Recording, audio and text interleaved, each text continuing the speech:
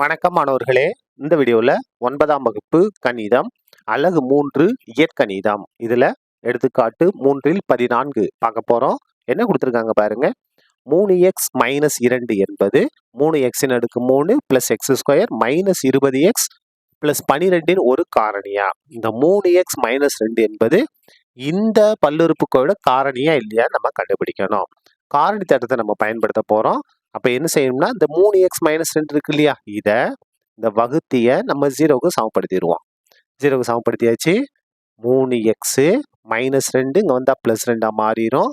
அப்போ x equal to 2, இந்த 3 பெருக்கல் இருக்குது, இங்கே வந்தால் வகுத்தலாம் மாறும். இப்போ என்ன செய்யணும்னா இந்த பல்லுறுப்புக்கோவை நம்ம p ஆஃப் எக்ஸ்ன்னு எடுத்துக்கிட்டோம். நம்மளால எடுத்துருக்கோம், அதனால எண்க. அப்போ இந்த கொடுத்துருக்க பல்லுறுப்புக்கோவையில் எக்ஸுக்கு பதிலாக 2/3 பிரதியிடும் போது நமக்கு மீதி 0 வந்துச்சு அப்படின்னா இந்த 3x மைனஸ் 2 என்னவாக இருக்கும்? காரணியாக இருக்கும். பாருங்க, 3x மைனஸ் 2 என்பது இந்த p ஆஃப் எக்ஸின் ஒரு காரணி எனில் மீதி என்ன வரணும்? p ஆஃப் 2/3 ஈக்குவல் டு 0ன்னு வரணும். அதாவது எக்ஸுக்கு பதிலாக 2/3 பிரதியிட்டு சுருக்கும் போது மீதி என்ன வரணும்? 0 வரணும். சரியா?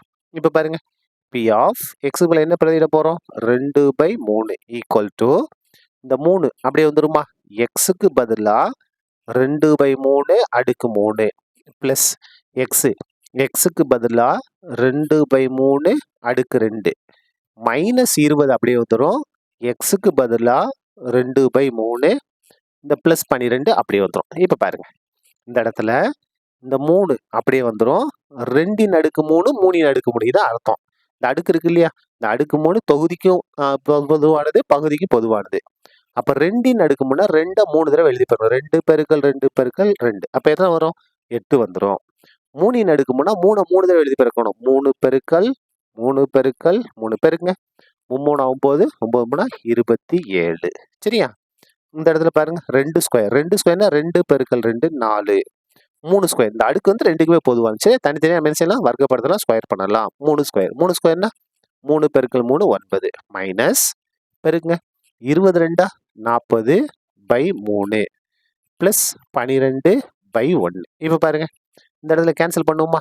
1 3 3 9 3 27. இங்கே என்ன இருக்கு?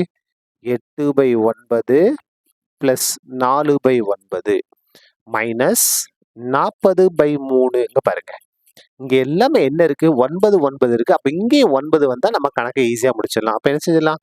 ஒரு 3/3 கொண்டு பெருக்கிடலாமா? பிளஸ் 12/1. பகுதியில் என்ன இருக்கு? 1 இருக்கு. நமக்கு என்ன வேணும்? 9 9 3 9. இங்கே 9 வந்தால் கணக்கை ஈஸியாக முடிச்சிடலாம். அப்போ பாருங்க, 1 இருக்கு. அப்போ எதை கொண்டு பெருக்குனா 9 வரும்? 9 கொண்டே பெருக்க போகிறோம்.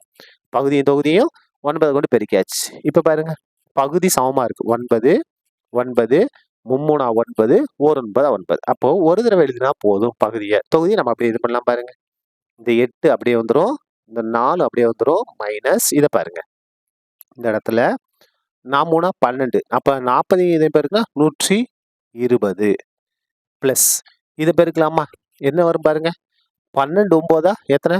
9 2 18 18 8 மிச்சம் 1 1 10 108. சரியா? 12 9 பெருக்குனா 108 ஈக்குவல் டு இந்த இடத்துல பாருங்க, 108ஐயும் 4 கூட்டினா 112 112 8ஐயும் கூட்டினா 120 120 இந்த மைனஸ் 120 அப்படியே வந்துடும்.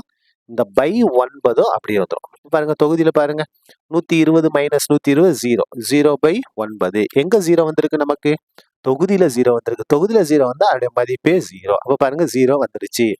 எக்ஸுக்கு பதிலாக 2/3 பிரதியிடும்போது 0 வந்துருச்சு. அப்போ எது வந்து காரணி?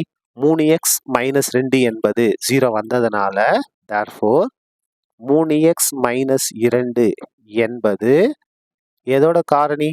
p ஆஃப் எக்ஸின் ஒரு காரணி ஆகும். ஒரு காரணி ஆகும். சரியா? அவ்வளவுதான், இந்த கணக்கு முடிந்தது. நன்றி.